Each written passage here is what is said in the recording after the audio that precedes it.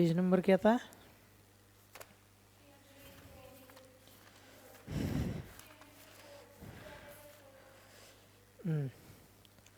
Accounting of electricity companies.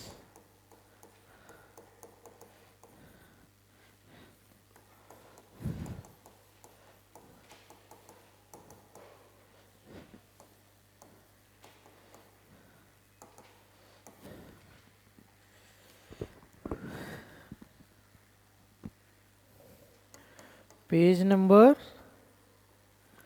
304।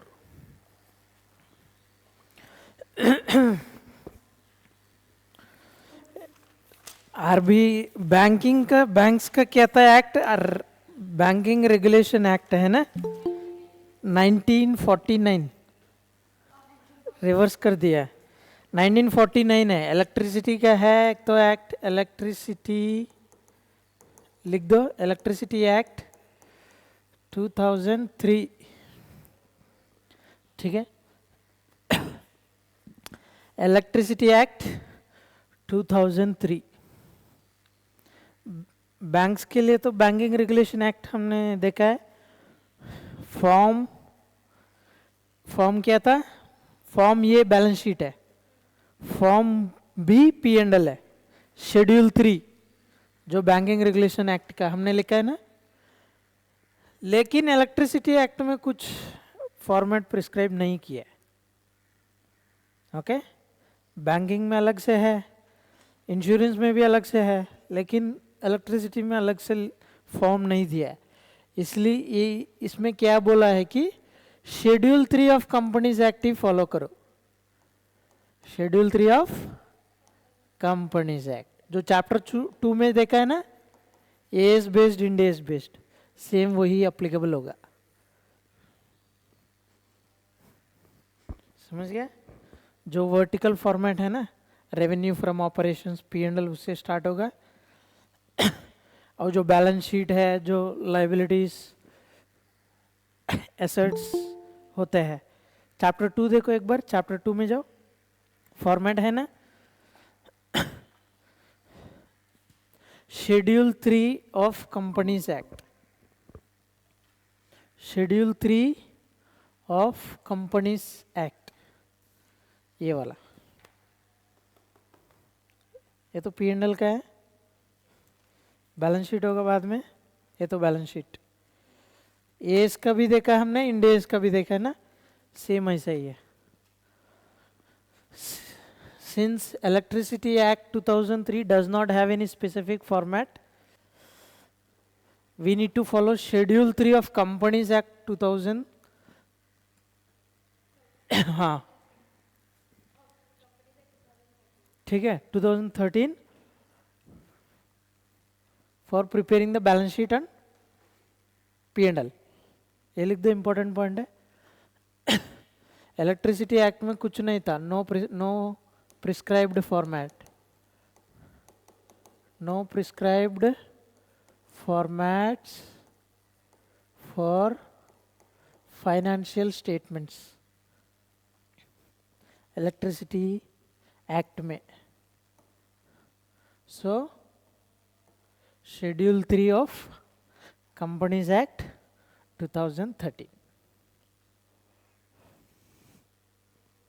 Banking regulation act में form ए form भी दिया था, उसी फॉर्मेट में हम कर रहा है। पी एंड एल हमने देखा है, पहले बैलेंस शीट 1 to 12 शेड्यूल्स हमने देखा है ना, 1 to 12 शेड्यूल्स। बाद में पी एंड एल में 2 शेड्यूल इनकम का, 2 शेड्यूल एक्सपेंस का, 13, 14, 15, 16, बस। वो तो बैंकिंग रेगुलेशन एक्ट में दे दिया, ठीक है। इलेक्ट्रिसिटी के लिए इलेक्ट्रिसिटी एक्ट में कुछ दिया नहीं, इसलिए हम schedule 3 of companies act follow करना पड़ेगा, ठीक है।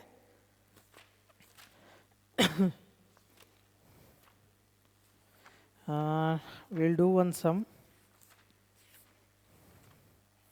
तो फैन नहीं है क्या इधर? फैन चला दूं? कहाँ है फैन? चला दूं क्या? अच्छा, बुका रखे, okay.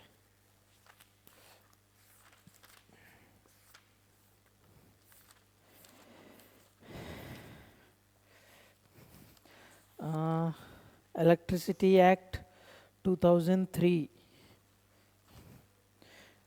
electricity we have a central there is one authority called central, just for knowledge sake, central electricity authority, central electricity authority similar to RBI. RBI banks के लिए हेड बॉस है ना, जैसे ये सेंट्रल इलेक्ट्रिसिटी अथॉरिटी बॉस है, ठीक है। इससे और ज़्यादा नहीं था इसमें जो डिस्कस करने वाला। पेज नंबर 309 में आ जाओ।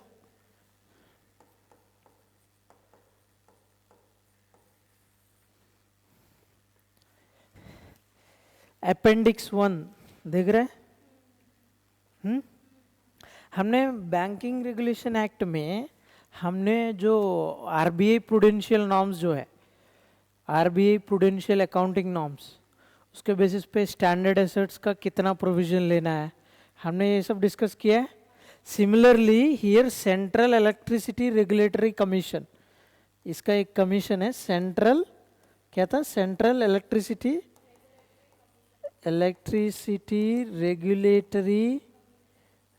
रेगुलेटरी कमीशन एक है। उस केस में जैसा आरबीआई है, इसमें ये है, ये बोल रहे कि ये पर्टिकुलर एक एक एसेट का कितना डिप्रिसिएशन करना है, समझ गया। ये जो इलेक्ट्रिसिटी कंपनीज है, इसका जो एसेट्स रहेगा वो एसेट्स हम कंपनीज एक्ट के बेसिस पे डिप्रिसिएशन नहीं करेंगे, समझ गया। कंपनीज एक्ट में डिप्रिसिएशन शेड्यूल 2 में बोला है, उधर जो बोला था उसके बेसिस पे डिप्रिशिएट होगा, लेकिन इलेक्ट्रिसिटी कंपनीज में स्पेसिफिक एसेट्स है, ये जो लिस्ट दिया था, ठीक है। ये जो एसेट्स का इतना ही डिप्रिसिएशन लेना पड़ेगा, समझ गए। ये कौन बोल रहा है, सेंट्रल इलेक्ट्रिसिटी रेगुलेटरी कमीशन, समझ गया। इसके ऊपर हमने कुछ नहीं करना है, सिर्फ वो परसेंटेजेस याद रखना है, ठीक है।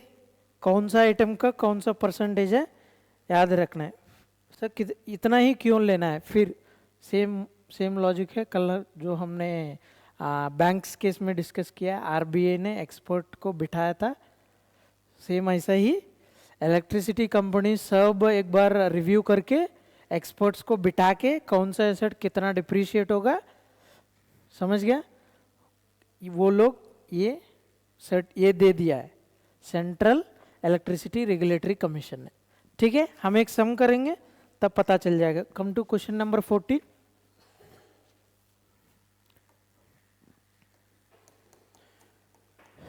Page number 310।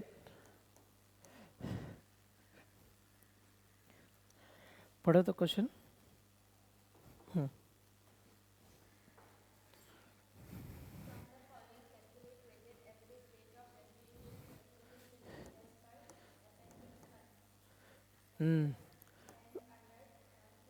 वेटेड क्या पूछ रहे हैं, weighted average rate of depreciation, ये पूछ रहा है। पहले हम डिप्रिसिएशन कितना है देख लेंगे, तब बाद में वेटेड एवरेज क्या होगा मैं बता दूंगा। सर डिप्रिसिएशन क्या क्या है, लैंड, ये पहले एसेट्स देख लो क्या क्या एसेट्स है, ठीक है। पहला एसेट क्या था, लैंड अंडर फुल ओनरशिप। ये जो लैंड अंडर फुल ओनरशिप है, ये तो फ्री होल्ड लैंड होता है।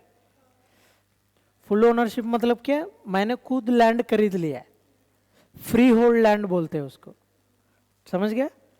मैंने कुछ लीज में नहीं लिया, समझ गया। लैंड दो तरीके का होता है, ओन लैंड, जो लीज लैंड है, समझ गया। जो मैंने लीज में लेता हूं उसको क्या लैंड अंडर लीज। मेरा ओन खुद का लैंड मैंने खरीद लिया है, उसको फ्री होल्ड लैंड बोलते हैं, ठीक है। बगल में फ्री होल्ड लैंड लिख देना। Land under full ownership, this is nothing but free hold land, ठीक है। अपेंडिक्स 1 में देखो कितना था, अपेंडिक्स 1 में परसेंटेज कितना है डिप्रिसिएशन, 0%। 0.0 मतलब 0 ही होगा, तो वो डिप्रिसिएशन 0 है। आंसर में देखो 14,30,000, rate of depreciation is 0%। Sir ये कहाँ दिया था, सेंट्रल इलेक्ट्रिसिटी रेगुलेटरी कमीशन ने अपेंडिक्स 1 दिया था, उसमें ये सब रेट्स दिया हुआ है, समझ गए? हाँ, ये रेट को याद रखना पड़ेगा। इलेक्ट्रिसिटी कंपनी से जो भी क्वेश्चन आएगा इजी था, जो जैसा कि उसमें आरबीए में परसेंटेज कैसे था याद रखना पड़ेगा। फॉर्मेट जैसे याद रखते हैं, परसेंटेज जैसे याद रखना है, ये भी याद रखना है, समझ गया? नेक्स्ट, लैंड अंडर लीज कितना था? लैंड अंडर लीज देखो पेज नंबर 309 में 3.34 है, तो अमाउंट 4,30,000 है। कैलकुलेटर में देखो इंटू 3.34%, 3.34%, हाँ 14,362 आ गया ना, उसको टिक करो, ठीक है। Next, building and civil engineering works other than kachcha roads, D point देखो,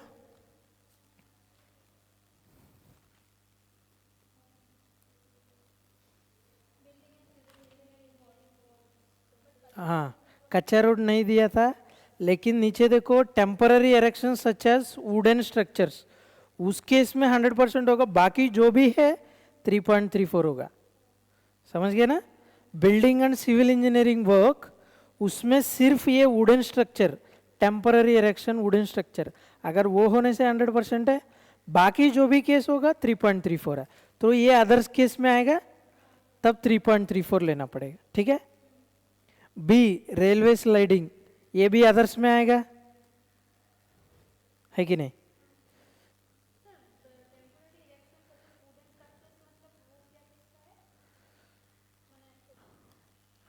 वुडन स्ट्रक्चर मतलब जो ही था वो, जैसा कुछ वुडन कुछ बनाया था।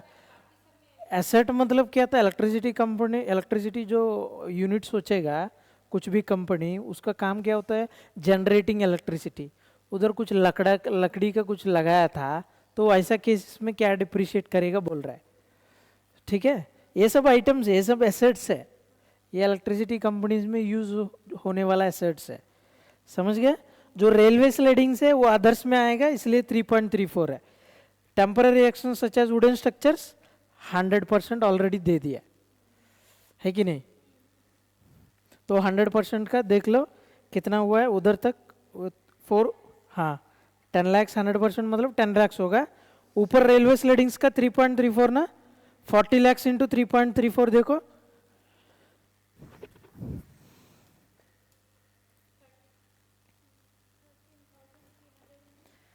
1,33,600 है कि नहीं?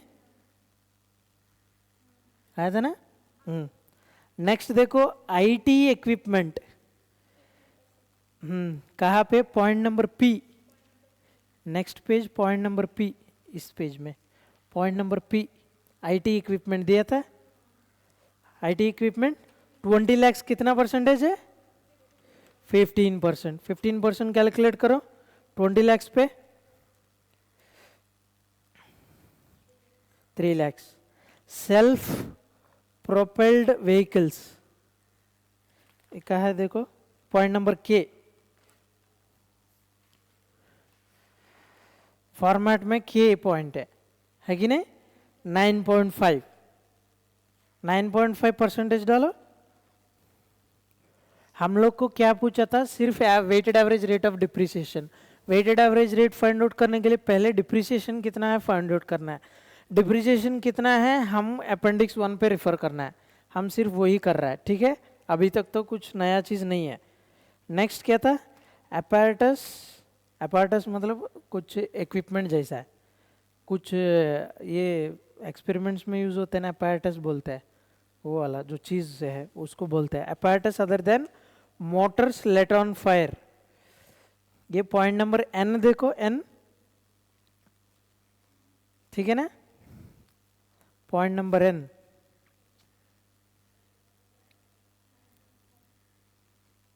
apparatus अदर देन मोटर्स बोला है तो 9.5 होगा, मोटर्स लेट ऑन फायर 6.33 होगा, ठीक है ना। 9.5 कितना है देखो 15 lakhs पे, 6.33 कितना है देखो 2 lakhs पे। अपेंडिक्स 1 जो दिया था पेज नंबर 309 है, इसमें जो रेट्स है वही अप्लाई कर रहे हैं हमने, ठीक है। हाँ, नेक्स्ट क्या आता है, कम्युनिकेशन इक्विपमेंट, पॉइंट नंबर वो 6.33 है कि नहीं। Next office furniture, furnishing equipment, fittings and apparatus, point number M है, देख लेना। स्ट्रीट लाइट फिटिंग्स नहीं था इसलिए अदर्स में आएगा ये, ठीक है।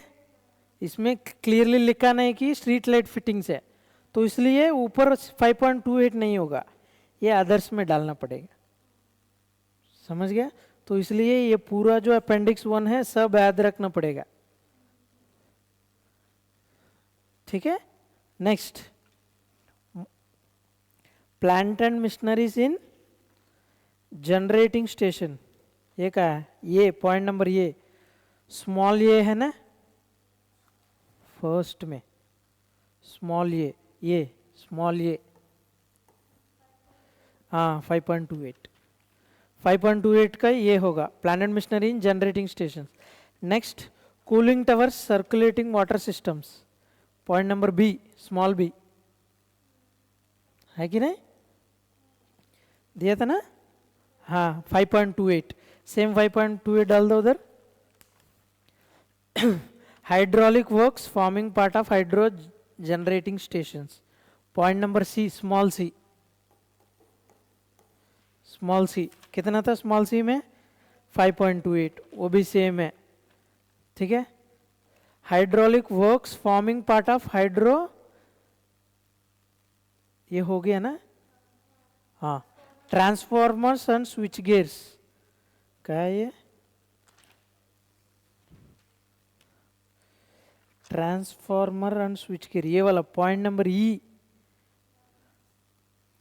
ट्रांसफॉर्मर्स पॉइंट नंबर ई है, switch gear point number F है, दोनों में 5.28 ही है कि नहीं।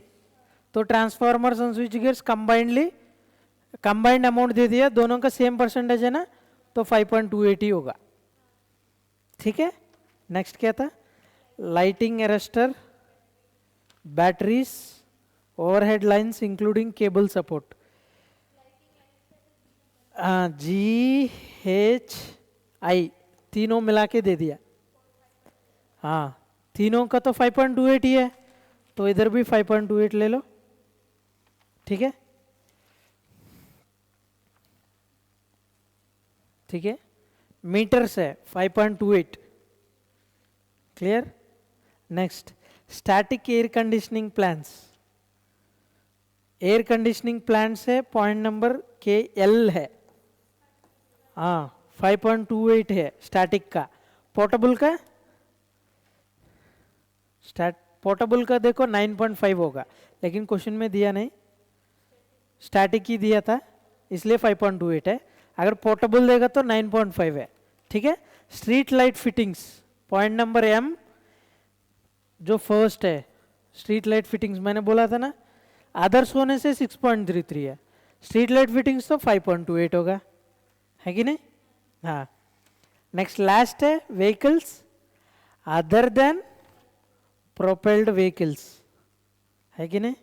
सेल्फ प्रोपेल्ड व्हीकल्स दिया था पॉइंट नंबर के में, है कि नहीं, लेकिन ये बोल रहे vehicles other than self propelled vehicles, ये एक्चुअली आएगा पॉइंट नंबर क्यू में। क्यू देखो लास्ट आइटम, हाँ any other assets not covered above, जो भी एसेट ऊपर नहीं था उसका 5.28 लेना पड़ेगा, ये 5.28 होगा, ठीक है। टोटल डिप्रिसिएशन अमाउंट कितना आया था, अभी weighted average cost find out करना है कि नहीं। वेटेड एवरेज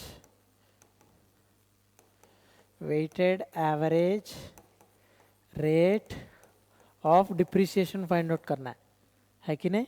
अभी क्या था, टोटल डिप्रिसिएशन देखो कितना हुआ है, पहले टोटल एसेट वैल्यू देख लेना, टोटल एसेट्स, एसेट वैल्यू मतलब जो एसेट कॉलम में है उसको सब टोटल करना पड़ेगा, क्वेश्चन में जो दिया था, है कि नहीं, जो 14 लाख 30, 4 लाख 30, 33 लैक्स, ये सब, इसको टोटल का आंसर में कितना आया था 9 करोड़ 2,60,000 ये टोटल एसेट वैल्यू है। हम जब भी डिप्रिसिएशन रेट बोलते हैं, depreciation divided by asset into 100 करते हैं, है कि नहीं, डिप्रिसिएशन रेट के लिए, है कि नहीं।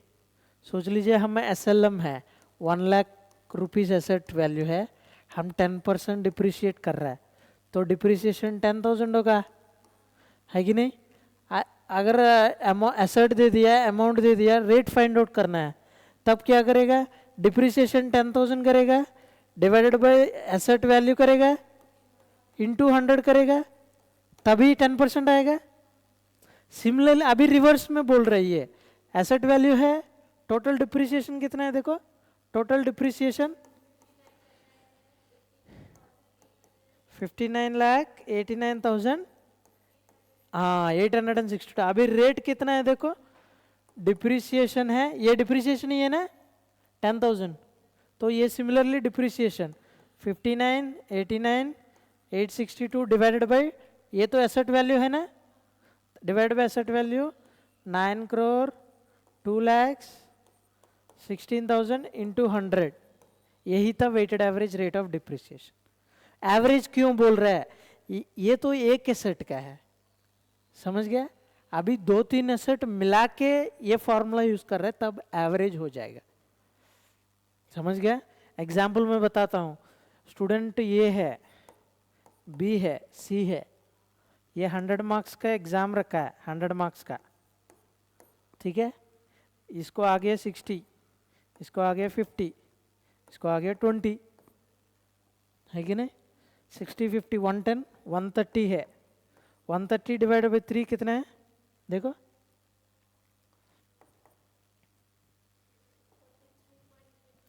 43.33। ये हम एवरेज बोलेगा तो बोलेंगे हर एक स्टूडेंट को मिनिमम 43 आया था, लेकिन एक स्टूडेंट को 40 से नीचे भी आया, एक स्टूडेंट को 40 से ऊपर भी आया, लेकिन एवरेज हम बोल रहे हैं, समझ गया। सेम एग्जैक्टली इधर एक का डिप्रिसिएशन रेट है 5.28, एक का डिप्रिसिएशन 100 भी है, हमको एवरेज बोल रहे हैं। इसका परसेंटेज कितना आ रहा है, 6 पॉइंट, हाँ बोलो, सॉरी, ओ ये तो फ्री होल्ड लैंड नहीं है ना, सॉरी, इधर जो है इसमें फ्री होल्ड लैंड में 0% है ना, समझ गए। इधर अगर कोई भी स्टूडेंट को, अगर कोई भी स्टूडेंट एब्सेंट हो गया, उसको एवरेज नहीं करना है, समझ गया ना। एग्जाम्पल में अगर कोई स्टूडेंट एब्सेंट हो गया, उसको 0 लेके करेगा तो एवरेज रॉन्ग आ जाएगा, क्योंकि वो एग्जाम ही दिया नहीं है। Same example same here, free hold को निकालना पड़े, क्योंकि इसका डिप्रिसिएशन 0 है ना, तो इसलिए उसको निकालना पड़ेगा एवरेज से। हाँ 9 लाख से फ्री होल्ड कितना था अमाउंट देखो एक बार, मैंने देखा नहीं उसका, 14,13,000 है, उसको निकाल दो, ठीक है। 9 करोड़ से इसका अमाउंट निकाल दो, तब डिप्रिशिएबल एसेट्स बोलते हैं उसको, other than free hold land. कितना आया था वो, 80,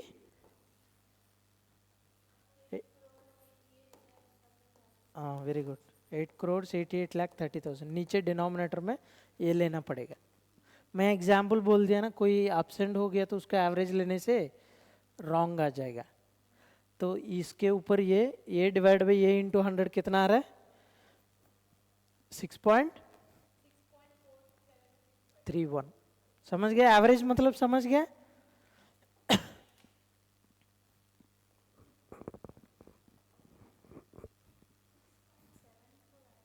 74 आया था क्या, एक दोबारा एक बार ट्राई करो, 59, 89, 862 है,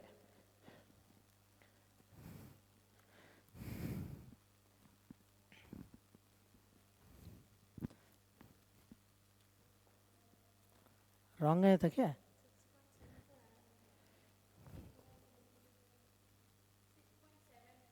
हाँ शायद वो गलती है, 6 पॉइंट, हाँ 6.7431, हाँ उसको प्रिंटिंग मिस्टेक हो सकता है, उसको चेंज कीजिए, ठीक है ना, ठीक है ना, समझ गया। समझ गया? जो अपेंडिक्स 1 है उसके ऊपर एक स्टार मार्क दे दीजिए बगल में, क्योंकि ये सेम वो जो प्रोविजन जैसा है ना, हम ये इसको याद रखना पड़ेगा। एक स्टार मार्क दे दो। सारा याद करना पड़ेगा, क्या देगा पता नहीं ना। हाँ, नहीं है तो चिट्ठी रखना पड़ेगा इसको, एग्जाम में चिट्ठी लेना पड़ेगा। नहीं, देख लो, इसमें कहता है मैं याद करने के एक टेक्निक बता सकता हूँ, उतना तो मैं कर सकता हूँ। इसमें 3.34 एक परसेंटेज है कि नहीं? बाद में 5.28 एक परसेंटेज है? इसमें बहुत सारे एसेट्स है, इसमें बहुत सारे, लेकिन 0% में एक ही एसेट है, 100% में एक ही एसेट है कि नहीं? 9.5 तो 3 एसेट है बस, है कि नहीं? 9.5 एक और है, 9.5। अच्छा, 6.33 भी है। 6.33 में 3 एसेट है शायद, सिर्फ 3 है। 6.33 में 3 है, 9.5 में 3 है। ऐसा इसमें 3 है, जो क्या था वो याद करो, इसके 3 है, क्या था 2 याद करो। इसमें भी देखना पड़ेगा, लेकिन ये 2 तो याद रखना पड़ेगा, क्योंकि एक ही है। बाकी जो बचा था सिर्फ एक ही था, वो 15% का है। आईटी इक्विपमेंट 15 भी है इसमें, है कि नहीं? आईटी इक्विपमेंट आएगा, कोई भी 15% याद रखना है। 9.53 है, 6.333 है, ये तो एक है फ्री होल्ड लैंड, ये एक तो है 100%, क्या था ये? Temporary erection wooden structure. Wooden से टेम्पररी इरेक्शन, ये याद रखो, ठीक है? बाकी जो भी है 5.28 3.334 में याद रखना। इन दोनों में अगर ये इसकी जगह में ये कर दिया, इसको जगह में ये कर देगा, फिर निकल जाएगा।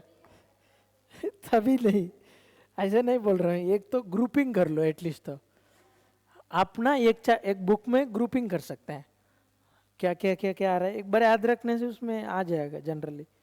मेरे हिसाब से 3.34 भी ज़्यादा नहीं है। 3.34 कितना था देखो?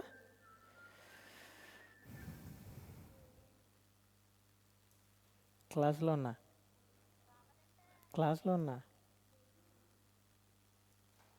क्लास लो। हाँ, 5.28 में ही ज़्यादा, 3.34 में कितना था? 2 ही है तो हाँ, 2 बचेगा। 5.28 है, अदर्स भी 5.28 है। क्यू पॉइंट देखो, ये नहीं other asset not covered above, so ये बैलेंस फिगर हो जाएगा। समझ गया ना? इसमें 2 है, इसमें 3 है, इसमें 3 है, इसमें 1 है, इसमें 1 है, इसमें 1 है। एक को पहले लिस्ट कर दो इधर, 1 1 1 1 वाला, है कि नहीं? नेक्स्ट 2 वाला 3.34 लिस्ट करो। 3 वाला 2 है, इसको लिस्ट करो। बाकी जो बचा है वो बैलेंसिंग फिगर है। आपको कितना याद रखना है? 1 2 3 5 8 11। अब 11 याद रखेगा, बैलेंस पूरा 5.28 है कि नहीं? हाँ, अभी थोड़ा इजी है ना? हाँ, ठीक है। नेक्स्ट क्वेश्चन नंबर 15 में आ जाओ। Question number 15, page number. Return on equity पता है क्या? वो एफएम चल रहे ना? रिटर्न ऑन इक्विटी क्या होता है? Return on equity is equal to,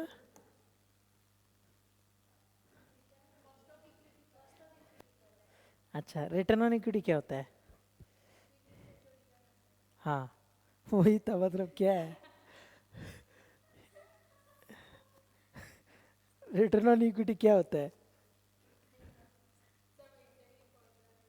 हाँ,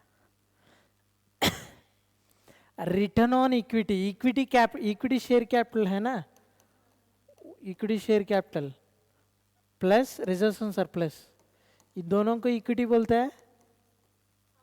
है कि नहीं? इसके ऊपर जो रिटर्न है, टोटल कैपिटल एम्प्लॉयड में क्या क्या रहता है? टोटल कैपिटल एम्प्लॉयड में इक्विटी भी होता है, डेट भी होता है ना, है कि नहीं? इक्विटी डेट, फिर केपी भी होता है, मतलब केपी मतलब प्रेफरेंस भी होता है।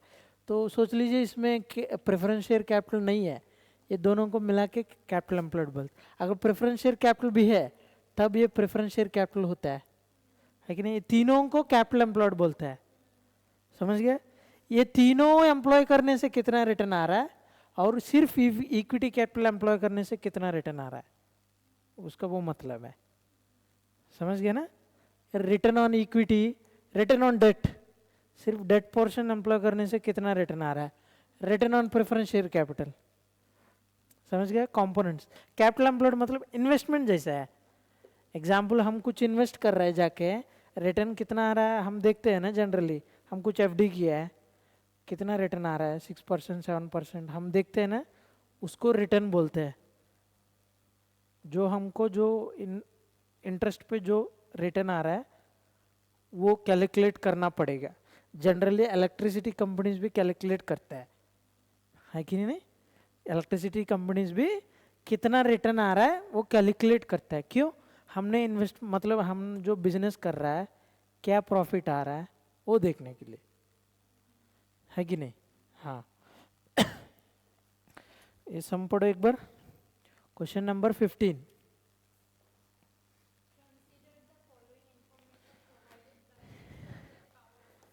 X Y Z, question exam में आपको ये नेम से पता करना पड़ेगा कि ये इलेक्ट्रिसिटी कंपनी है ना, वही था, पावर सप्लाई कंपनी है। हाँ, तब इलेक्ट्रिसिटी कंपनी से का क्वेश्चन आया था बोल के समझना है कि नहीं?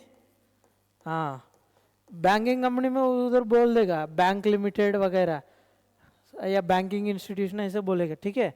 S X Y Z power supply company limited, ठीक है? हाँ, नेक्स्ट।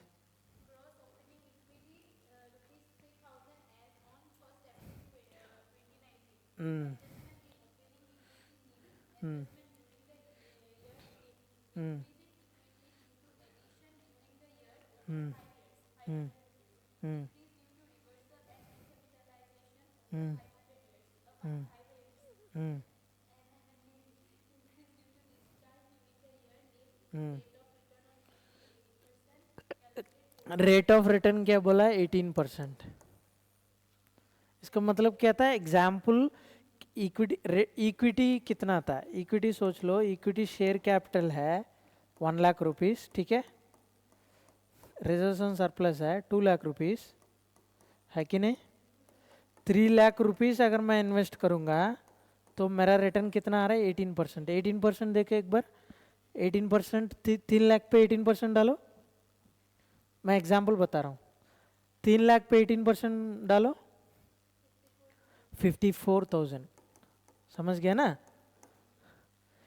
मैं 54,000 रिटर्न ले पा रहा हूँ। एग्जाम्पल सोच लेना, इक्विटी को एग्जाम्पल, इक्विटी के जगह में एफडी सोच लो। मैं अगर 3 लाख एफडी करता हूँ, बैंक मुझे 54,000 रिटर्न दे रहा है। एग्जाम्पल समझ गया ना? सिमिलरली ऑर्गेनाइजेशन भी सोचते हैं, हम शेयर्स इश्यू करते हैं ना, शेयर्स इश्यू करने से इक्विटी शेयर कैपिटल आता है इधर, ये जो पोर्शन है। प्रेफरेंस शेयर्स इश्यू करने से प्रेफरेंस शेयर कैपिटल आता है। डेट डिवेंचर इश्यू करने से डिवेंचर कैपिटल आता है। ये कैपिटल इश्यू कर रहा है मतलब हम किसी का पैसा ले रहा है, समझ गया?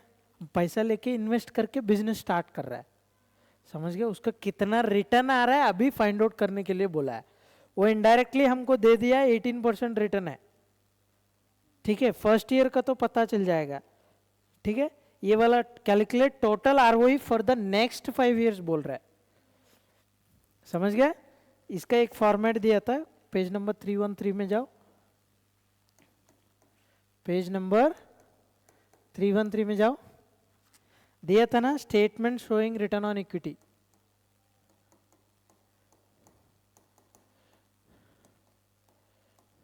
जनरली मैं क्या करता हूं, return on equity is equal to, इधर देखो, rate of average equity, return on equity, ठीक है? वो रेट दिया था ना, कितना? 18% है, ठीक है? अभी टोटल ROE मतलब ये return on equity is equal to average equity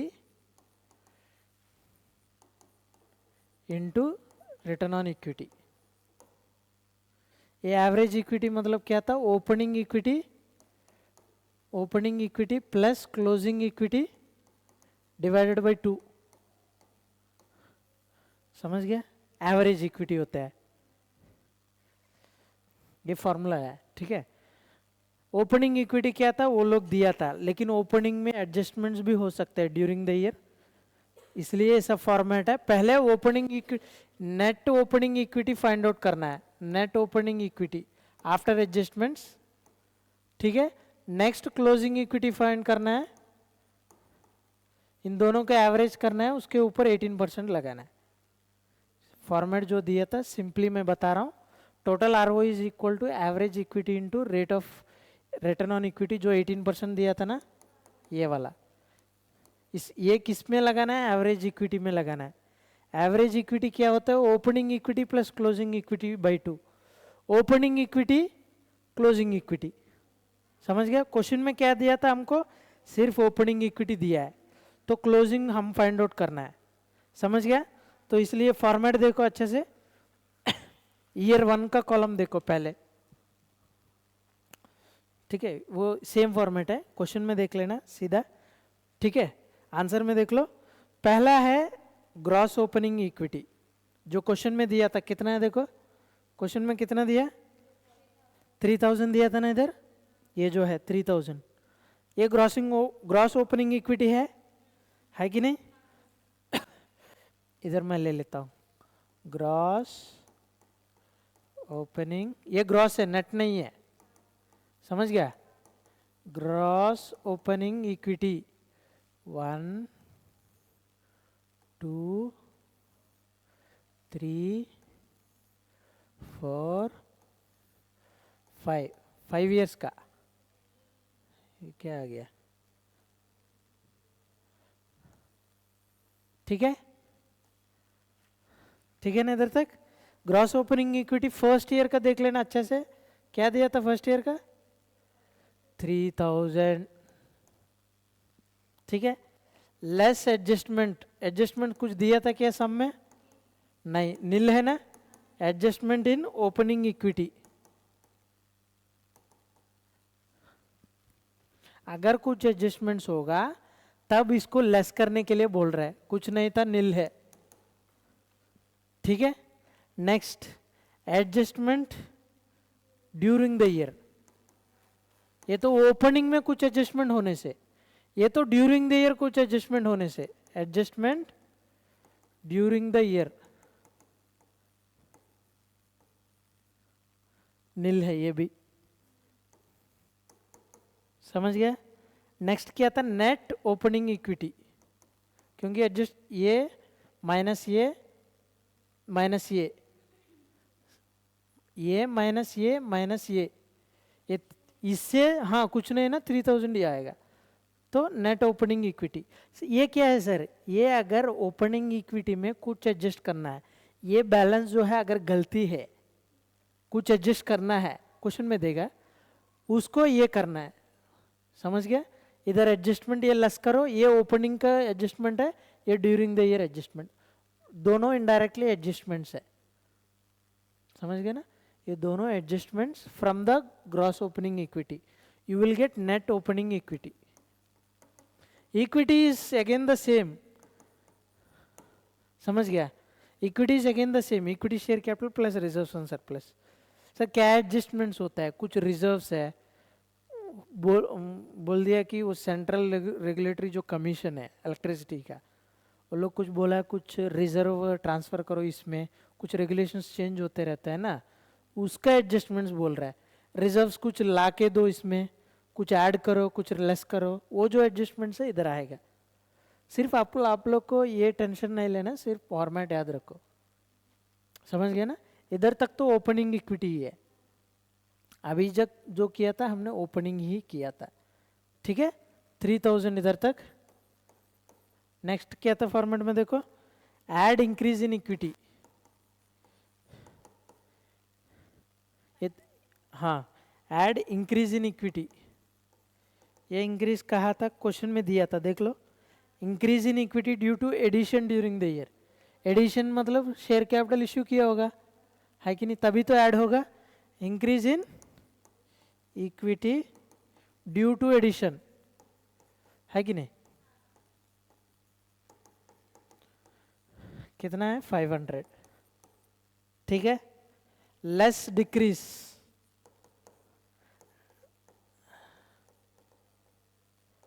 decrease due to decapitalization, decapitalization nothing but buyback हो सकता है। आज अगर ऐसा कुछ डिक्रीज होने से इधर डाल दो, इधर तो कुछ नील है, क्वेश्चन में क्लियरली बोला है, ठीक है।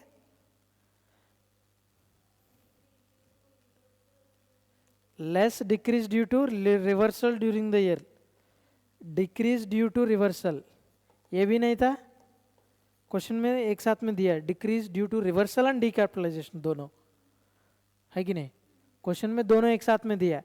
डिक्रीज ड्यू टू, ये तो डीकैपिटलाइजेशन है,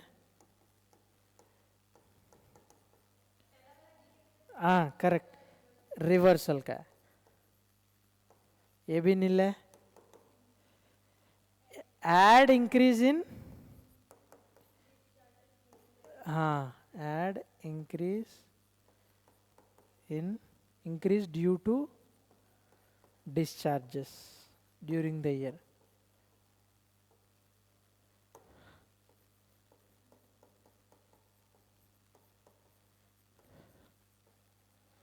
ये तो नील है कि नहीं। हाँ, ये जो आएगा क्लोजिंग इक्विटी है, क्या था, नेट, नेट क्लोजिंग इक्विटी, ठीक है। ये जो अमाउंट है इधर तक एक बार लगा दो, इधर तक ये टोटल है 3, इसमें इसके लिए इसमें 3000 पे 500 ऐड होगा, बाकी सब नील है, टोटल 3500 होगा, है कि नहीं। हाँ, ये जो है क्लोजिंग फिर ऊपर जाएगा, है कि नहीं, बस बाकी तो सेम ही चीज़ है, ये 3500 है, ये तो नील है, वो तो क्लियरली लिखा है ना नील नील बोल के, ये भी नील है, ये कितना होगा 3500 होगा, है कि नहीं। Increase in equity due to addition during the year, over 5 years बोला है, तो हर ईयर 500 होता है, तो इधर 500 होगा, इधर तो नील है, ओवर 5 ईयर्स बोला है, रिवर्सल डीकैपिटलाइजेशन मतलब 5 ईयर्स ही नील है बोल के क्वेश्चन में बोला है कि नहीं, क्वेश्चन एक बार देखो। और डिस्चार्जेस भी नील है ना, तो इधर 4000 हो जाएगा, है कि नहीं, तो ये 4000 सेम इधर कैरी फॉरवर्ड होगा, इधर नील है, नील 4500 होगा, नील होगा, नील होगा, नील होगा, इधर कितना आएगा 500 आ जाएगा, इधर same 4500, last years closing is this years opening, है कि नहीं, सेम ये प्रोसेस कंटिन्यू होगा, 4500 इधर तक टोटल करो, इसके ऊपर ऐड ये है, लेस नील है, लेस नील है, लेस नील है, कितना होगा 5000 होगा, ये जो 5000 है नील है, नील है, 5000 होगा, 500 होगा, नील है, लेस नील है, लेस फिर नील है, 5500 होगा, है कि नहीं। जो क्लोज आया था वो तो क्या है 5500। अभी एवरेज देखो, ये तो नेट ओपनिंग का है, नेट क्लोजिंग का है, इन दोनों का एवरेज करो, opening plus closing by 2, 3000 plus 3000 6500 by 2, 3250 होगा, है कि नहीं, 3250 है इसका, इसका क्या था 3250, ठीक है। इसका 3500 प्लस 4000 बाई 2, 7500 ना, 3500 होगा, है कि नहीं, सॉरी 3750 होगा, 3750 होगा, एरेजर कहाँ है इसमें,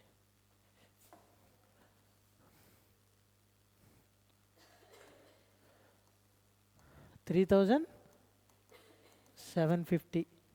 इधर देखो 4,000 प्लस 4,500, 8,500, 4,250 होगा। हाँ 4,500, 9,500 ना, 4,750 होगा। हाँ 5,000 में 10,500 है, 5,250 होगा। ये क्या था? Average equity. अभी टोटल आरओई देख लो, सॉरी ये क्या था? एवरेज इक्विटी है ना। अभी रेट ऑफ इक्विटी कितना दिया? 18%। इसके ऊपर 18% लगा दो, तब टोटल आरओई आ जाएगा। 585 है। फर्स्ट में कितना था? 585। सेकंड में देखो 3,750 इंटू 18%। हाँ 675।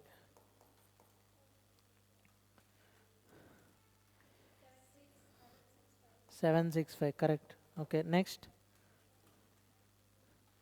4750 इंटू 18%। 855। ठीक है 945।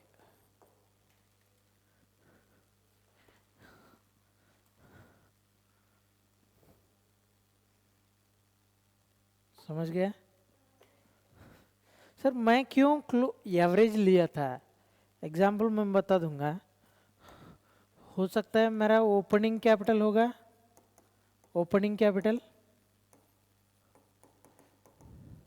क्लोजिंग कैपिटल होगा, है कि नहीं? ओपनिंग कैपिटल सोच लीजिए 1 लाख है, क्लोजिंग कैपिटल हो गया 5 लाख। समझ गया?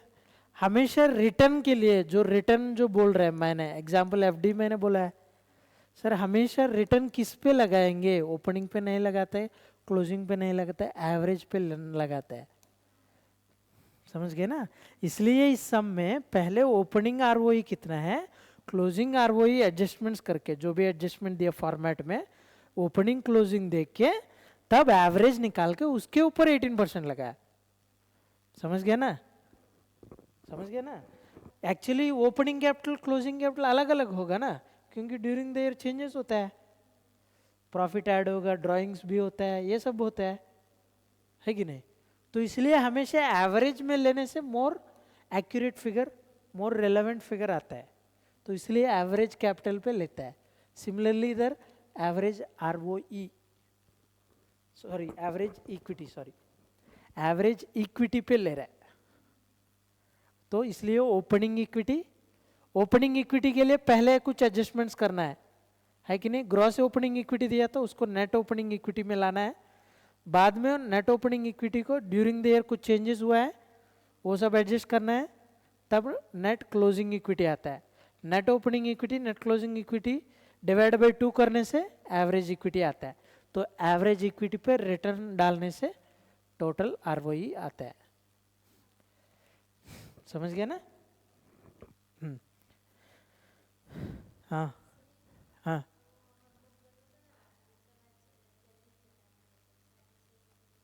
अभी हाँ ठीक है, ठीक है ठीक है, ठीक है 6:30 तक छोड़ देंगे, 6:30 तक हो ही जाएगा ये चैप्टर तो इलेक्ट्रिसिटी का। ठीक है समझ गया ना? 15 क्वेश्चन नंबर 16 देख लेना, सेम मॉडल है, एक बार क्वेश्चन देख लो 16 का।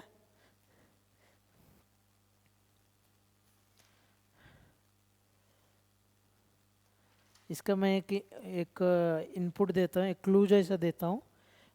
जनरली टोटल कैपिटल में इलेक्ट्रिसिटी कंपनीज के बेसिस पे मैं बोल रहा हूँ, ठीक है ना? एज पर रेगुलेशन 8 बोल रहा है। पेज नंबर किस में ना, पेज नंबर 313 पे आ जाओ एक बार।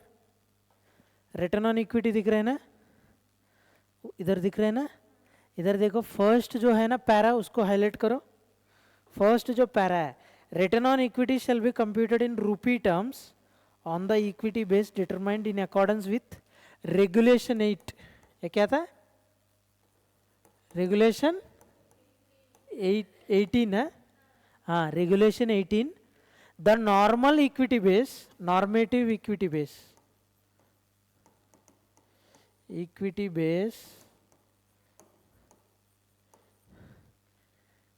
क्या दिया है, for this purpose will be 30% of total cost. कितना दिया था, 30% ऑफ टोटल कॉस्ट। ठीक है, अभी देख लेना, एज पर रेगुलेशन 8 हमेशा ये डेट इक्विटी रेशियो मेंटेन करना है, मतलब 30% इक्विटी होना है, तो 70% डेट हो सकता है। सो डेट इक्विटी रेशियो देखा होगा एफएम में, हाँ सेम वही रेगुलेशन था। ये जो एक्ट है, मतलब जो इलेक्ट्रिसिटी एक्ट, उसमें जो रेगुलेशन 18 है उसमें बोला।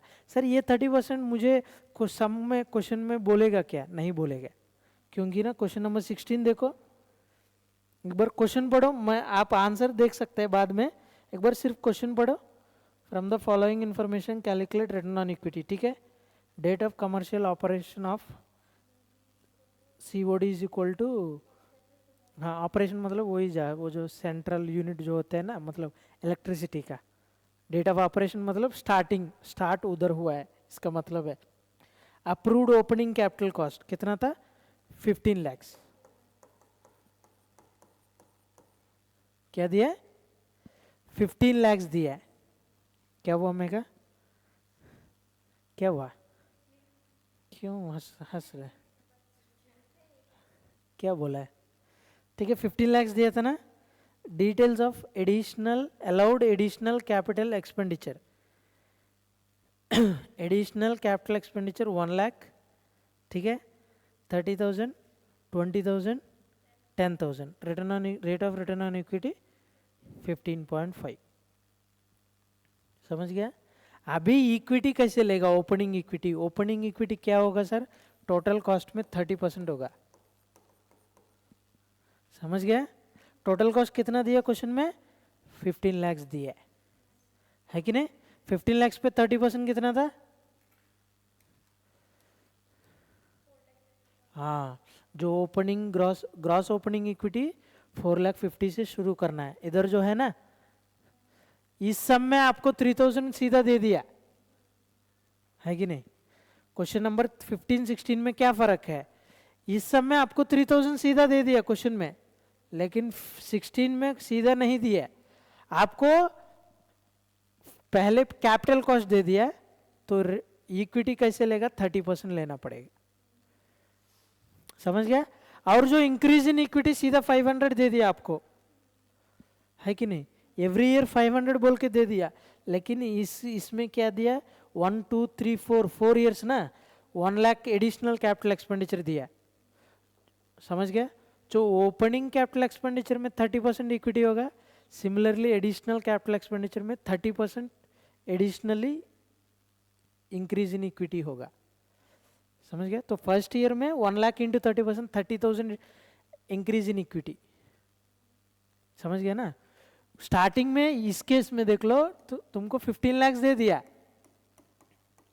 ये तो ओपनिंग कैपिटल एक्सपेंडिचर है। समझ गया ना, इसके ऊपर 30% लेगा। इधर इंक्रीज इन इक्विटी इस क्वेश्चन में 500 सीधा नहीं दिया, एडिशनल कैपिटल एक्सपेंडिचर बोल के दिया। कैपिटल एक्सपेंडिचर ये हर साल अलग अलग अमाउंट दिया है। पहले साल क्या दिया, 1 लाख दिया, तो 1 लाख में 30% लेना है, क्योंकि 15 लाख में 30% इक्विटी होगा, तो 1 लाख में 30% इक्विटी पोर्शन होगा। समझ गया ना, ये दो ही था चेंज, बाकी सब सेम ही है। हाँ 30,000 में भी 30%, क्योंकि एडिशनल एक्सपेंडिचर कितना था, उसमें 30% हमेशा इक्विटी होना चाहिए। बाकी तो सब सेम। समझ गया ना। सो ये दो पोर्शन था। सर क्यों, रेगुलेशन 18 बोल रहा है, इलेक्ट्रिसिटी एक्ट 2003 के हिसाब से रेगुलेशन 18 बोल रहा है, जो भी एडिशनल, जो भी ओपनिंग, जो भी कैपिटल एक्सपेंडिचर है, उसमें 30% इक्विटी, 70% डेट। समझ गया, तो 30% इक्विटी पकड़ना है। जो इसमें 15 लाख दिया तो 30% इक्विटी होगा, इसमें एडिशनल कैपिटल एक्सपेंडिचर 1 लाख दिया है तो उसमें 30% होगा। समझ गया ना। हाँ ये बाकी सब तो सेम ही है, सम तो ठीक है, क्या क्या, हाँ रेट तो चेंज हो गया, रेट कुछ भी दे सकते हैं, और रिटर्न वो तो 15.5 दिया था ना, बाकी सेम था। Net net opening equity, net closing equity plus करके डिवाइड बाय 2 करो, एवरेज इक्विटी आ जाएगा, है कि नहीं, उसमें 15.5 लगा दो, आंसर वही है। ठीक है ना, अगर ये सम देगा तो 7 मार्क्स के लिए देगा, 7 भी दे सकता है, 10 भी दे सकते हैं, अगर मैं होने से 10 दे देता हूँ। हाँ,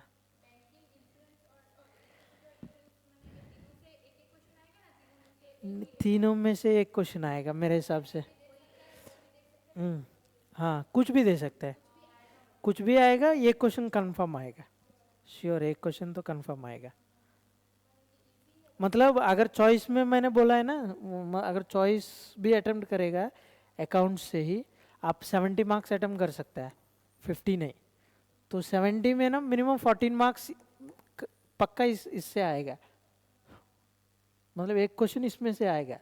तो 14 मार्क्स कौन सा क्या आएगा पता नहीं, आ सकता है बैंकिंग, वो जो बैंकिंग है ना, बैंकिंग रेगुलेशन एक्ट का प्रोविजंस आ सकता है कि नहीं, नहीं है तो फाइनेंशियल स्टेटमेंट्स पूछ सकते हैं, फॉर्म ए फॉर्म बी के हिसाब से शेड्यूल्स ड्राफ्ट करना पड़ेगा सीधा, अगर वो फाइनेंशियल स्टेटमेंट पूछे तो सीधा 14 मार्क्स आ जाएगा। नहीं है तो ऐसा 2 क्वेश्चन आ सकते हैं, रिबेट एक क्वेश्चन देखा है ना हमने, रिबेट का, वो जो बिल डिस्काउंट 31 दिसंबर के बाद कितना डेज है, रिबेट अगर ऐसा क्वेश्चन आएगा तो 2 क्वेश्चन देगा, 7 फाइनेंशियल स्टेटमेंट्स दे देगा तो सीधा 14 मार्क्स मिल जाएगा। सिंपल फॉर्मेट ही है, वो फॉर्मेट भी अगर भूल जाओगी, एसेट्स लायबिलिटीज बिठा देना पहले, बाद में उसका कुछ भी लिख देना आगे, एटलीस्ट बैलेंस शीट टैली हो जाएगा। फॉर्मेट ठीक से नहीं रहेगा, एटलीस्ट बैलेंस शीट टैली हो जाएगा। समझ गया, अकाउंट्स का चैप्टर 2 ऐसा ही है, चैप्टर ये जो लास्ट चैप्टर वो भी ऐसा ही है, मतलब ये जो 3rd चैप्टर है।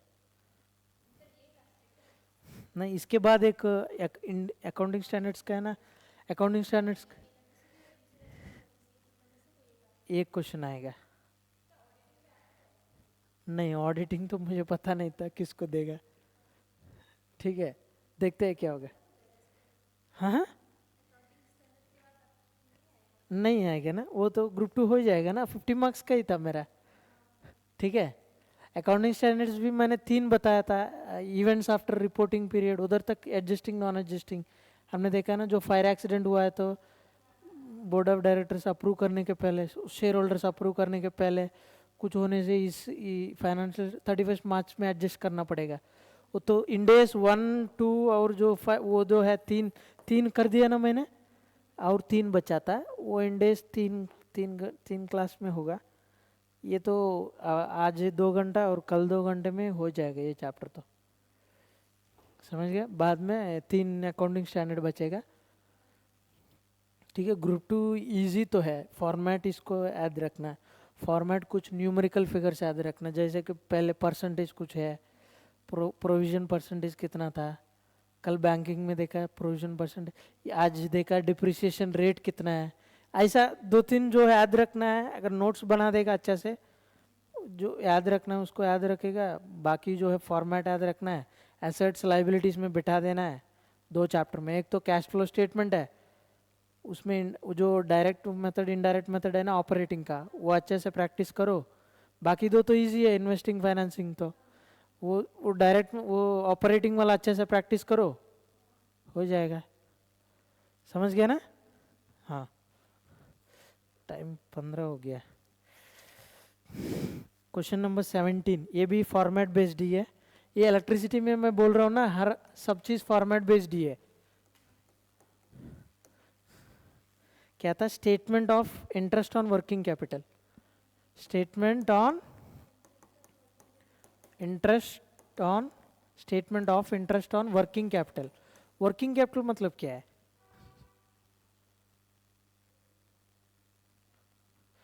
Working capital current assets minus current liabilities बोलते हैं ना, याद है एफएम में। करंट एसेट्स मतलब क्या था, नॉर्मली जो इन्वेंट्री स्टॉक, ये करंट लायबिलिटीज तो क्रेडिटर्स, जो with in the year payment करना है उसका। इनडायरेक्टली इसका वर्किंग कैपिटल का मतलब क्या है, मैं बिजनेस रन करने के लिए डे टू डे एक्सपेंसेस क्या होता है, समझ गया? डे टू डे वो ऑपरेटिंग साइकिल बोलते हैं ना, ऑपरेटिंग साइकिल पता है? ऑपरेटिंग साइकिल पता है? पहले गुड्स, पहले कैश होता है, पहले कैश होता है, हाँ? कैश से हम गुड्स खरीदते हैं, गुड्स से फिर क्रेडिटर्स, ये डेटर्स बन जाएगा। ये गुड्स खरीदते हैं, इधर क्रेडिटर्स होता है कि नहीं? हम क्रेडिट पे खरीद लिया, इसको हम सेल कर लेते हैं, है कि नहीं? सेल करने से डेटर्स बन जाएगा, डेटर्स फिर कैश हमको दे देगा। बीच में एक्सपेंसेस भी होता है, कुछ एक्सपेंसेस करना पड़ेगा ना, डायरेक्ट एक्सपेंसेस, इनडायरेक्ट एक्सपेंसेस, ये सब। या ऑपरेटिंग साइकिल है, कैश टू फिर कैश में कन्वर्ट होने के लिए कितना टाइम लगता है, उसको ऑपरेटिंग साइकिल बोलते हैं। इसमें एसेट्स इन्वॉल्व नहीं है, एसेट्स इसको मदद करेगा ऑपरेटिंग साइकिल में, समझ गए? हम बेचने के लिए मदद करेगा, खरीदने के लिए मदद करेगा। एसेट्स तो इसमें सप्लीमेंट्री यूज होते हैं, लेकिन ऑपरेटिंग साइकिल मतलब क्या है? हमने कैश इन्वेस्ट किया है स्टार्टिंग में, बिजनेस स्टार्ट करने के समय हम खरीदते हैं, बेचते हैं, फिर उनसे कैश लेते हैं, यही था। ये जो प्रोसेस है पूरा ये रिपीटेटिव है ना, ये तो साइकिल है, होते रहते हैं हमेशा। इस ऑपरेटिंग साइकिल में कितना खर्चा होता है उसको वर्किंग कैपिटल बोलते हैं, समझ गया? कितना खर्चा होता है, कितना आ जाता है, प्रॉफिट ऐड होके हमको आता है कि नहीं? ये सब वर्किंग कैपिटल बोलता है, ठीक है? अभी इस वर्किंग कैपिटल का ये फॉर्मेट जो है वो दिया, खर्चा टोटल कितना है देखो, इलेक्ट्रिसिटी कंपनीज का टोटल खर्चा इसमें दिया, खर्चा कॉस्ट ऑफ कोल लिग्नाइट, समझ गया? वो इलेक्ट्रिसिटी जनरेट करने के लिए कुछ तो फ्यूल चाहिए ना, कोल से जनरेट होता है। सेकंड है cost of main secondary fuel, समझ गया? थर्ड है फ्यूल कॉस्ट, होता है पर दूसरा फ्यूल्स कुछ तो, है कि नहीं? पेट्रोल भी यूज होता है, केरोसिन भी यूज होता है, ऐसा बहुत सारा चीज होता है। Liquid fuel stock, O and M expenses, O and M में तो मेंटेनेंस एक्सपेंसेस है, मेंटेनेंस पेयर्स, रिसीवेबल्स, ये डेटर्स है, रिसीवेबल्स क्या था? डेटर्स। ये टोटल वर्किंग कैपिटल होगा इधर तक, 8 तक, ठीक है? इसके ऊपर जो रेट ऑफ इंटरेस्ट है, रेट ऑफ इंटरेस्ट मतलब उसके ऊपर जो रिटर्न भी बोल सकते हैं, समझ गए? उसके ऊपर जो रेट ऑफ इंटरेस्ट है वो इंटरेस्ट ऑन वर्किंग कैपिटल होगा, ठीक है ना? ये तो इलेक्ट्रिसिटी कंपनी का इतना खर्चा होता है ये ऑपरेटिंग साइकिल में जनरली, वो फॉर्मेट दिया था, क्वेश्चन भी ऐसा ही देगा आप लोग को, आप उसी फॉर्मेट में बिठा देना, इंटरेस्ट ऑन वर्किंग कैपिटल आ जाएगा। पहले देख लेना कॉस्ट ऑफ कोल और लिग्नाइट, है कि नहीं? Cost of coal lignite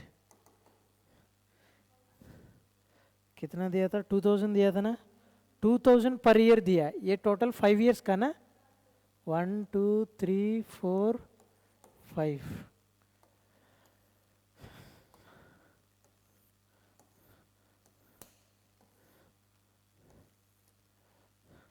cost of coal कितना दिया? 2000 पर ईयर दिया, तो मैं इधर 2000 लिख देता हूँ, 2000 लिख देता हूँ, 2000 लिख देता हूँ, सब 2000 ही है ना, है कि नहीं? हाँ। Cost of secondary fuel, secondary fuel कितना दिया है? Per year for first 2 years, हाँ 300 फॉर 3 to 5, तो इधर 300 हो जाएगा, है कि नहीं? थर्ड क्या था? फ्यूल कॉस्ट, फ्यूल कॉस्ट नहीं था तो आप लोग फॉर्मेट याद रखिए, इसलिए फ्यूल कॉस्ट लिख के नील दे देना, नील नील नील नील, ठीक है इधर तक? Next liquid fuel stock, liquid fuel stock कुछ है क्या? Nil nil nil nil null. Next O and M expenses है, क्वेश्चन में है कि नहीं? हाँ क्या बोला है? हाँ 250 फॉर फर्स्ट 2 years, उसके बाद हाँ 350 350 350 लिख दो इधर, है कि नहीं? हाँ नेक्स्ट मेंटेनेंस पेयर्स, हाँ मेंटेनेंस पेयर्स 100 100 100 100 100, ठीक है? नेक्स्ट रिसीवेबल्स मतलब डेटर्स है, रिसीवेबल्स क्या दिया है? 1800 पर ईयर दिया है, पर ईयर मतलब हर ईयर का 1800 है, क्लियर ना? हाँ इधर तक टोटल वर्किंग कैपिटल आ जाएगा, इधर तक टोटल ऐड करना पड़ेगा, टोटल ऐड करो, एक ईयर का ऐड करो, फर्स्ट ईयर का फास्ट, टोटल वर्किंग कैपिटल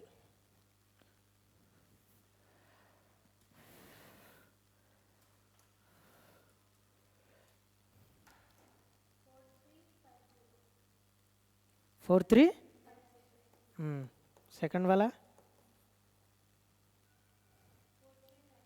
ये भी 4350, हाँ सेम ही है ना, इसलिए ये लेकिन इधर से चेंज होगा, एक ही साल का कैलकुलेट करो, 3 साल का सेम होगा, हाँ 4550 ना, 3 साल का सेम होगा क्योंकि इधर से ही सब चेंज हुआ है। हाँ अभी रेट ऑफ इंटरेस्ट क्या था? ROI 12% दिया था, 12% 12% 12% 12%, सभी में 12% देखो, इसका और इसका देखो, बाकी सब सेम ही होगा, तो हाँ 522, ये भी 522 होगा, ये 546, ये बाकी तीन भी 546 होगा, है कि नहीं? वेरी सिंपल सम है, समझ गया ना? हाँ सेम 18th क्वेश्चन में भी सेम था, 18th क्वेश्चन भी सेम जो है, देख लीजिए, सब चीज को ऐड करना है, ओ एंड एम एक्सपेंसेस, ये ओ एंड एम एक्सपेंसेस है ना, इसमें क्या क्या होगा वो बोला है, उसमें ये सब ऐड कर लो, ओ एंड एम एक्सपेंसेस आ जाएगा, लेकिन वो लोग पैटर्न दिया था, एग्जाम्पल फर्स्ट ईयर में 2000 था ना, एवरी ईयर 10% इंक्रीज होगा, तब नेक्स्ट ईयर क्या होगा? 2000 प्लस 10%, कितना है? 2200, इधर से फिर 10%, 2200 प्लस 10%, ऐसा ऐसा ऐसा पैटर्न दिया है क्वेश्चन नंबर 18 में, एक बार ये होमवर्क में ले लीजिए, आसान से वो मिल जाएगा, ठीक है ना? इलेक्ट्रिसिटी में सब छोटा छोटा सम से 7 मार्क्स का ही देगा मेरे हिसाब से, क्योंकि ना इसमें फाइनेंशियल स्टेटमेंट्स नहीं दे सकते हैं, क्योंकि ऑलरेडी चैप्टर 2 में सेम फॉर्मेट में फाइनेंशियल स्टेटमेंट्स है ना, फाइनेंशियल स्टेटमेंट्स तो इस अगर इलेक्ट्रिसिटी का बोल देगा तो चैप्टर 2 में भी दे सकते हैं सेम मॉडल, तो वो इसमें क्यों देगा? इसके लिए अलग से फॉर्मेट है तब देगा फाइनेंशियल स्टेटमेंट्स, तो फाइनेंशियल स्टेटमेंट्स नहीं, हाँ सेम चीज़ है ना, तो इसलिए नहीं देगा, तो इसलिए 7 मार्क्स का ऐसा छोटा छोटा सम्स देगा, हाँ 2 तो दे सकता है, अगर इलेक्ट्रिसिटी से आ गया तो फॉर्मेट में बिठा दो, हो गया आंसर, समझ गया? अभी क्वेश्चन नंबर 19 देखो, चैप्टर 2 जैसा सेम फॉर्मेट है, ये होमवर्क में ले लेना, क्वेश्चन नंबर 19, ट्रायल बैलेंस दिया है, बोल रहा है बैलेंस शीट प्रिपेयर करो, एज पर शेड्यूल 3 बोला है, शेड्यूल 3 मतलब कंपनीज एक्ट होगा वो, क्योंकि इलेक्ट्रिसिटी एक्ट में अलग से कुछ फॉर्मेट्स नहीं है, समझ गया? हाँ ये वेरी इजी था, ये सब एक एक में बिठाना पड़ेगा शेड्यूल में, ये होमवर्क में ले लीजिए, ठीक है? फॉर्मेट तो पता है ना आप लोग को ऑलरेडी, ये तो एएस बेस्ड फॉर्मेट है, ये इंडेस का नहीं, तो वेरी आसान होगा, तो इसमें से सीधा वो उसमें तो ऑटोमेटिकली बिठा दो, हो ही जाएगा, समझ गया? 6:30 नहीं हुआ है, 18 सम भी देख ले क्या, छोटा सा ही है, 18 सम भी देख लो, क्या बोला? Consider the following estimated information provided by XYZ for the next 5 years, 1 2 3 4 5,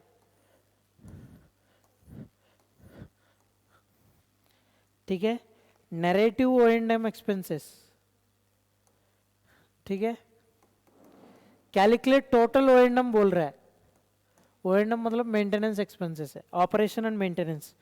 O and M is nothing but operation and maintenance. Okay, narrative O and M expenses दिया था पहला ईयर का, क्या बोला है? क्वेश्चन नंबर पेज नंबर 370 ना, जल्दी open करो। नैरेटिव ओ एंड एम कितना दिया है? फॉर फर्स्ट ईयर बोला है ना। हाँ, बाद में क्या बोला है?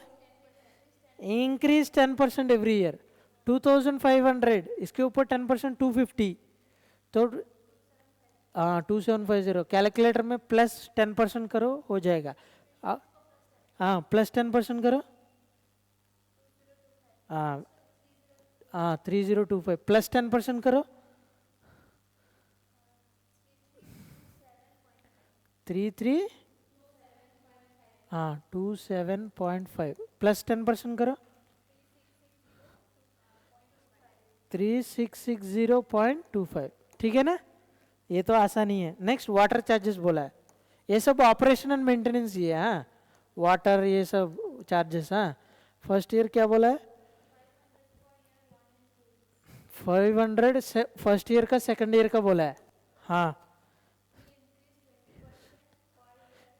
हाँ 20% ऐड करो, 500 प्लस 20% करो 600, इसके प्लस 20% करो 720, प्लस 20% करो 864। समझ गया ना कैलकुलेटर में कैसे करना है। Next security expenses.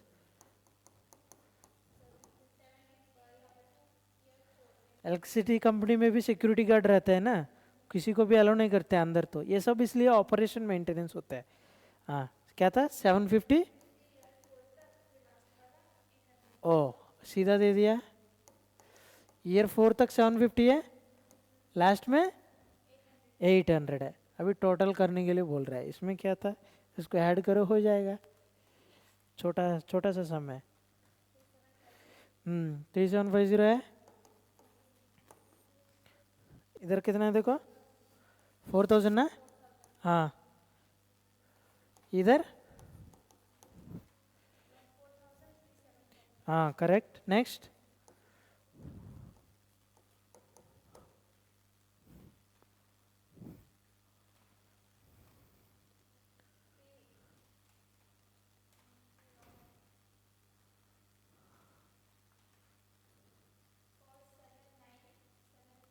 हाँ करेक्ट है, आया कि नहीं? हाँ ठीक है, लास्ट वाला। हाँ लास्ट वाला 5324 फोर्थ ईयर का है।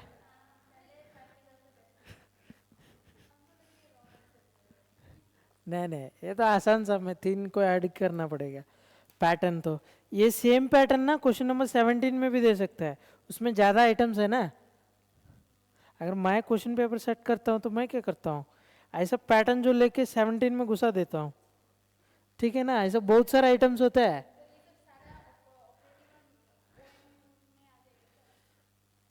नहीं, इसमें ओ एंड एम एक्सपेंसेस दे दिए सेपरेटली, टोटल मिला के।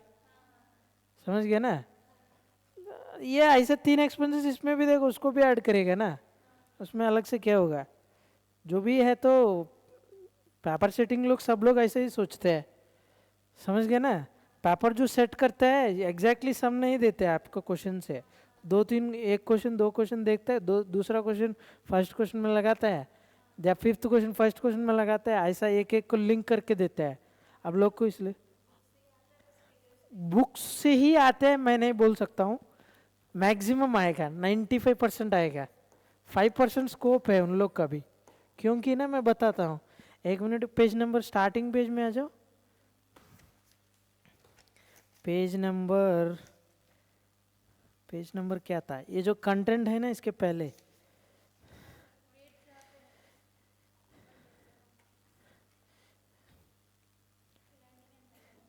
हाँ लर्निंग एनवायरनमेंट नहीं है, ये क्या था उसके बाद। हाँ इधर जो दिया था देख लीजिए, इसमें बहुत सारा बुक्स दिया है। एग्जाम्पल इसमें जाएगा, कहाँ है ये तो, ये दो। थर्ड चैप्टर देखो, cash flow statement. Cash flow statement देखा है कि नहीं? हाँ, उसके बगल में देखो बीच में एडिशनल रिसोर्सेस बोला है ना, heading. Additional resources, research articles, books, case studies, blogs, ये सब क्या था? रिसोर्सेस है, बुक्स है। ऊपर जो दिया था ना हेडिंग में, एडिशनल रिसोर्सेस, ये क्या था? ये बुक के अलावा इस चैप्टर में थोड़ा पूरा नॉलेज के लिए ये सब विजिट करो। ये सब क्या था? बुक्स है। इसमें एक बुक दिया है कैश फ्लो स्टेटमेंट का, एक book written by KC and बाटकास, ये बंदा का नाम है, ठीक है। वो ने एक बुक ली है, क्या था? It's not the bottom line, cash flow it's not the bottom line बोल के एक बुक लिखा है। उस बुक को भी रेफर करो, आपको पूरा नॉलेज आएगा बोला है। समझ गया? इसका मतलब क्या था? पूरा इसमें भी आएगा, लेकिन इधर दिया है तो मतलब स्कोप है, वो 5% बाहर से भी मॉडल दे सकते हैं। इसलिए मैं तो नॉर्मली इधर जो सम से बताता हूँ ड्यू टू टाइम कंस्ट्रेंट। अगर जनरली बाहर कुछ कोचिंग होता है तो उसका एक सब्जेक्ट जनरली 6 महीना ऐसे तीन तीन महीना ऐसे चलता है एक सब्जेक्ट, तो उसमें बहुत टाइम रहता है, तो हम बाहर का भी मॉडल्स लाके समझाते हैं। ज़्यादा मॉडल करेगा तो तब जहाँ से भी सम देगा सब आ जाएगा। समझ गया ना? ड्यू टू टाइम कंस्ट्रेंट हम बोल नहीं पा रहा है, लेकिन इसलिए आपको अगर टाइम मिलेगा, जब भी टाइम मिलेगा, ये जो मॉड्यूल्स है इसमें भी कर सकता है। सीए में भी है, सीए का कुछ बुक ले सकते हैं। एफएम है, एफएम का सीए का अलग से चैप्टर, अलग से सब्जेक्ट है, तो उसमें से मतलब सम्स निकाल के एक एक करने से नया नया मॉडल्स पता चलेगा, तब प्रैक्टिस हो जाएगा। क्वेश्चन एग्जाम में जो भी क्वेश्चन देगा आंसर कर सकता है। समझ गया ना? इसलिए बोल रहा 95% एज्यूम कर सकते हैं एग्जैक्टली आएगा मॉडल, ठीक है। मॉडल आएगा, मैं बोल रहा हूँ एग्जैक्टली सम, कभी कभी सम आता है एग्जैक्टली विथ नंबर्स, एग्जैक्टली मिल जाता है। एग्जाम्पल, आप जब एग्जाम दिया था एक सम आ गया बाईबैक, बाईबैक में ना फर फीचर में एक सम है। फर फीचर में, फर फीचर में नहीं, मुझे याद है वो सम क्या था, फर फीचर में ही है। फर फीचर ने राइट्स इश्यू, राइट्स इश्यू एक सम आया था ना, याद है? आपका पेपर मैंने देखा है, जब आपको मैंने ग्रुप 1 पढ़ाया था, आपका जो एग्जाम का पेपर था मैंने देखा है। इसके ये एग्जाम, ये कुछ 7 मार्क्स के लिए आया था मुझे लग रहा है। Rights issue exactly ditto numbers के साथ दे दिया। समझ गया? हाँ, स्कैनर भी है, स्कैनर वेरी इंपॉर्टेंट रिसोर्स है। स्कैनर में जो मॉडल्स है उसी मॉडल्स से भी आएगा। समझ गया? स्कैनर वेरी वेरी इंपॉर्टेंट है। इधर से जो चैप्टर कर रहा है स्कैनर में सब सम्स कर लो, मिल जाएगा पूरा, है कि नहीं? और आपका अटेम्प्ट का मॉक टेस्ट पेपर्स बोल के एक है, मॉक टेस्ट बोल के एक मिलते हैं ना टेस्ट पेपर्स, मतलब इंस्टीट्यूट रिलीज करते हैं आपके अटेम्प्ट के लिए ये एग्जाम पेपर्स। अब वो पेपर भी लेके प्रैक्टिस करने से वो सीधा ये ऑनलाइन में मिल जाता है कभी कभी, लेकिन इंस्टीट्यूट आजकल रेगुलर नहीं दे रहा है। कुछ कुछ अटेम्प्ट्स में देते हैं, कुछ अटेम्प्ट्स में नहीं देता है। लेकिन आपका अटेम्प्ट के एक बार याद रखिए, अगर एग्ज़ाम के पहले, अगर एग्ज़ाम के पहले मतलब 10 दिन 15 दिन पहले कुछ मॉक टेस्ट या मॉडल टेस्ट पेपर कुछ रिलीज़ किया है क्या? मॉडल टेस्ट पेपर रिलीज़ किया तो उसमें जो मॉडल यूनिक मॉडल कुछ और रहेगा, एग्जैक्टली नंबर्स के साथ डिटो एग्जाम में आ जाएगा। समझ गया? मॉडल टेस्ट या मॉक टेस्ट या मॉडल टेस्ट कुछ बोलते हैं, मॉडल टेस्ट पेपर्स हर एक सब्जेक्ट का देता है। समझ गया? उसमें जो क्वेश्चंस है एटलीस्ट प्रैक्टिकल थियरी क्वेश्चंस भी है। ऑडिटिंग में एग्जाम्पल कुछ क्वेश्चन दे दिया, एग्जैक्टली वही दे देता है एग्जाम में, ठीक है। इसलिए ऑनलाइन में देख लीजिए, स्कैनर एक अच्छा रिसोर्स है, स्कैनर पढ़ लीजिए, मतलब जो भी सम्स है सब मॉडल्स कर लीजिए। जो बहुत सारा, बहुत हर अटेम्प्ट में आता है ना मॉडल, एक तो बगल में लिखते हैं दिसंबर जून, दिसंबर जून, ये तो हमेशा देते ही है।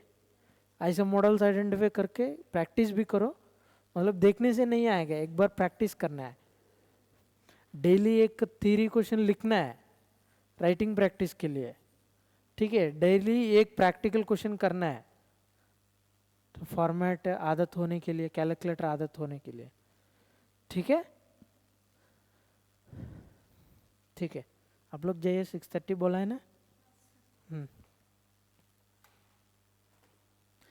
हमने ये वाला आज